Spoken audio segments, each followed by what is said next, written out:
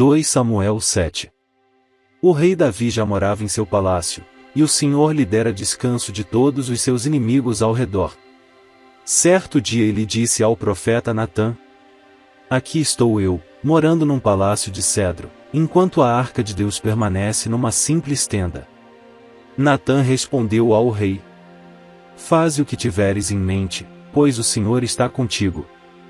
E naquela mesma noite o Senhor falou a Natã: Vá dizer a meu servo Davi que assim diz o Senhor: Você construirá uma casa para eu morar? Não tenho morado em nenhuma casa desde o dia em que tirei os israelitas do Egito. Tenho ido de uma tenda para outra, de um tabernáculo para outro. Por onde tenho acompanhado os israelitas, alguma vez perguntei a algum líder deles, a quem ordenei que pastoreasse Israel, o meu povo: Por que você não me construiu um templo de cedro? Agora, pois, diga ao meu servo Davi: Assim diz o Senhor dos Exércitos: Eu o tirei das pastagens, onde você cuidava dos rebanhos, para ser o soberano de Israel, o meu povo. Sempre estive com você por onde você andou e eliminei todos os seus inimigos. Agora eu o farei tão famoso quanto os homens mais importantes da terra. E providenciarei um lugar para Israel, o meu povo, e os plantarei lá, para que tenham o seu próprio lar e não mais sejam incomodados. Povos ímpios não mais os oprimirão, como fizeram no início. E tem feito desde a época em que nomeei juízes sobre Israel, o meu povo. Também subjugarei todos os seus inimigos. Saiba também que eu, o Senhor, estabelecerei para ele uma dinastia. Quando a sua vida chegar ao fim e você descansar com os seus antepassados, escolherei um dos seus filhos para sucedê-lo, um fruto do seu próprio corpo, e eu estabelecerei o reino dele. Será ele quem construirá um templo em honra ao meu nome, e eu firmarei o trono dele para sempre. Eu serei seu pai, e ele será meu filho. Quando ele cometer algum erro, eu o punirei com o castigo dos homens, com açoites aplicados por homens. Mas nunca retirarei dele o meu amor, como retirei de Saul, a quem tirei do seu caminho. Quanto a você, sua dinastia e seu reino permanecerão para sempre diante de mim, o seu trono será estabelecido para sempre. E Natã transmitiu a Davi tudo o que o Senhor lhe tinha falado e revelado. Então o rei Davi entrou no tabernáculo, assentou-se diante do Senhor e orou: Quem sou eu, ó soberano Senhor, e o que é a minha família, para que me trouxesses a este ponto? E, como se isso não bastasse para ti, ó soberano Senhor, também falaste sobre o futuro da família deste teu servo. É assim que procedes com os homens, ó soberano Senhor? Que mais Davi poderá dizer-te? Tu conheces o teu servo, ó soberano Senhor. Por amor de tua palavra e de acordo com tua vontade, realizaste este feito grandioso e o revelaste ao teu servo. Quão grande és tu, ó soberano Senhor! Não há ninguém como tu nem há outro Deus além de ti, conforme tudo o que sabemos. E quem é como Israel, o teu povo, a única nação da terra que tu, ó Deus, resgataste para dela fazeres um povo para ti mesmo e assim tornaste o teu nome famoso, realizaste grandes e impressionantes maravilhas ao expulsar nações e seus deuses de diante desta mesma nação que libertaste do Egito? Tu mesmo fizeste de Israel o teu povo particular para sempre, e tu, ó Senhor, te tornaste o seu Deus. Agora, Senhor Deus, confirma para sempre a promessa que fizeste a respeito de teu servo e de sua descendência. Faze conforme prometeste. Para que o teu nome seja engrandecido para sempre e os homens digam: O Senhor dos Exércitos é o Deus de Israel. E a descendência de teu servo Davi se manterá firme diante de ti. Ó Senhor dos Exércitos, Deus de Israel, tu mesmo revelaste a teu servo, quando disseste: Estabelecerei uma dinastia para você. Por isso o teu servo achou coragem para orar a ti. Ó soberano Senhor, tu és Deus. Tuas palavras são verdadeiras, e tu fizeste essa boa promessa a teu servo. Agora, por tua bondade, abençoa a família de teu servo, para que ela continue para sempre na tua presença. Tu, ó soberano Senhor, o prometeste. E, abençoada por ti, bendita será para sempre a família de teu servo. 2 Samuel 8. Depois disso Davi derrotou os filisteus, subjugou-os, e tirou do controle deles Meteg e Amá. Davi derrotou também os moabitas.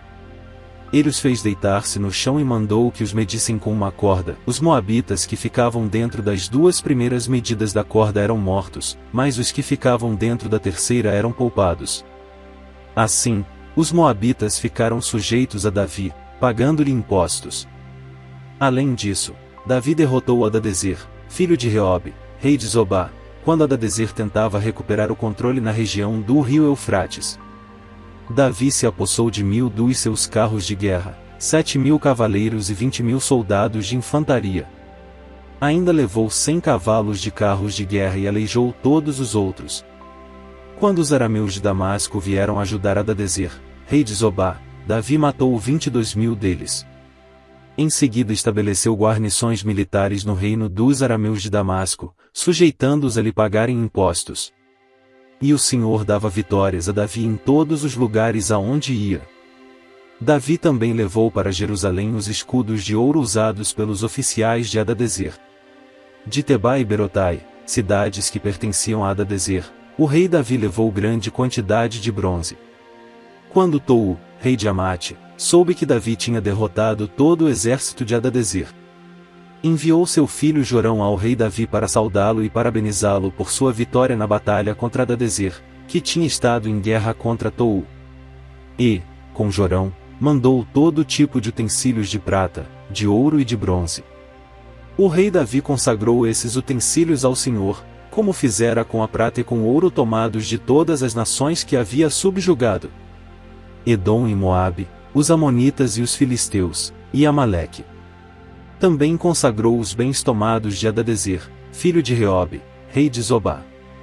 Davi ficou ainda mais famoso ao retornar da batalha em que matou 18.000 edomitas no Vale do Sal.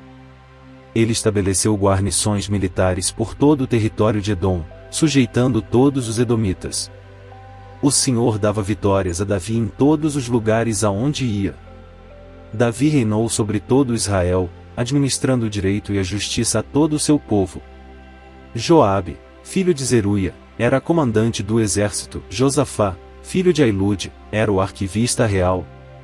Zadok, filho de Aitube, e Aimeleque, filho de Abiatar, eram sacerdotes. Seraías era secretário. Benaia, filho de Joiada, comandava os queretitas e os peletitas, e os filhos de Davi eram sacerdotes. 2 Samuel 9. Certa ocasião Davi perguntou: resta ainda alguém da família de Saul a quem eu possa mostrar lealdade, por causa de minha amizade com Jonatas? Então chamaram Ziba, um dos servos de Saul, para apresentar-se a Davi, e o rei lhe perguntou: você é Ziba?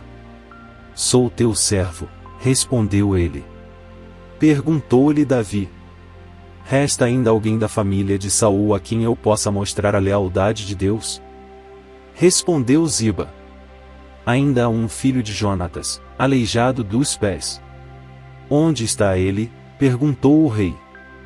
Ziba respondeu: na casa de Maquir, filho de Amiel, em Lodebar. Então o rei Davi mandou trazê-lo de Lodebar. Quando Mefibosete, filho de Jonatas e neto de Saul, compareceu diante de Davi, prostrou-se com o rosto em terra. Mefibosete, perguntou Davi. Ele respondeu: sim, sou teu servo. Não tenha medo, disse-lhe Davi, pois é certo que eu o tratarei com bondade por causa de minha amizade com Jonatas, seu pai.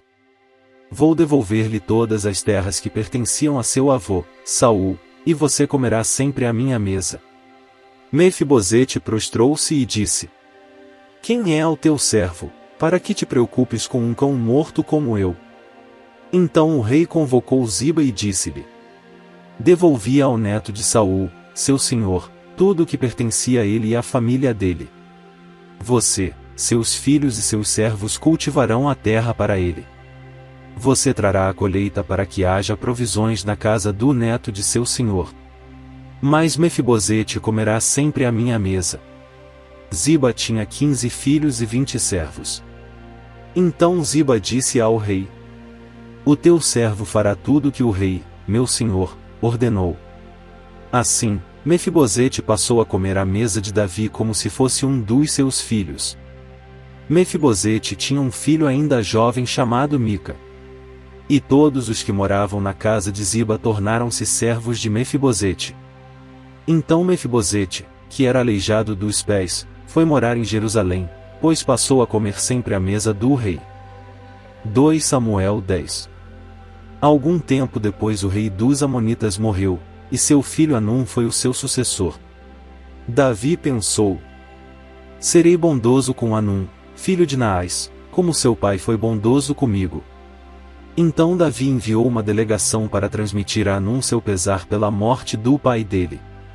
Mas, quando os mensageiros de Davi chegaram à terra dos Amonitas, os líderes amonitas disseram a Hanum, seu senhor: achas que Davi está honrando teu pai ao enviar mensageiros para expressar condolências? Não é nada disso. Davi os enviou como espiões para examinarem a cidade, a fim de destruí-la. Então Hanum prendeu os mensageiros de Davi, rapou metade da barba de cada um, cortou metade de suas roupas até as nádegas e os mandou embora. Quando Davi soube disso, enviou mensageiros ao encontro deles, pois haviam sido profundamente humilhados, e lhes mandou dizer: fiquem em Jericó até que a barba cresça e então voltem para casa. Vendo que tinham atraído sobre si o ódio de Davi, os amonitas contrataram 20.000 soldados de infantaria dos arameus de Bet-Reob e de Zobá, 1.000 homens do rei de Maaca e 12.000 dos homens de Tobi. Ao saber disso, Davi ordenou a Joabe que marchasse com todo o exército. Os amonitas saíram e se puseram em posição de combate à entrada da cidade, e os arameus de Zobá e de Reob e os homens de Tobi e de Maaca posicionaram-se em campo aberto. Vendo Joabe que estava cercado pelas linhas de combate, escolheu alguns dos melhores soldados de Israel e os posicionou contra os arameus. Pôs o restante dos homens sob o comando de seu irmão Abisai e os posicionou contra os amonitas. E Joabe disse a Abisai: se os arameus forem fortes demais para mim, venha me ajudar, mas, se os amonitas forem fortes demais para você, eu irei ajudá-lo. Seja forte e lutemos com bravura pelo nosso povo e pelas cidades do nosso Deus. E que o Senhor faça o que for de sua vontade. Então Joabe e seus soldados avançaram contra os arameus, que fugiram dele. Quando os amonitas viram que os arameus estavam fugindo de Joabe, também fugiram de seu irmão Abisai e entraram na cidade. Assim, Joabe parou a batalha contra os amonitas e voltou para Jerusalém. Vendo-se derrotados por Israel, os arameus tornaram a agrupar-se. Hadadezer mandou trazer os arameus que viviam do outro lado do Eufrates. Estes chegaram a Elã, tendo à frente Soboque, comandante do exército de Hadadezer. Informado disso, Davi reuniu todo Israel, atravessou o Jordão e chegou a Elã. Os arameus estavam em posição de combate para enfrentá-lo, mas acabaram fugindo de diante de Israel. E Davi matou 700 condutores de carros de guerra e 40.000 soldados de infantaria dos arameus. Soboque, o comandante do exército, também foi ferido e morreu ali mesmo. Quando todos os reis vassalos de Hadadezer viram que tinham sido derrotados por Israel, fizeram a paz com os israelitas e sujeitaram-se a eles. E os arameus ficaram com medo de voltar a ajudar os amonitas.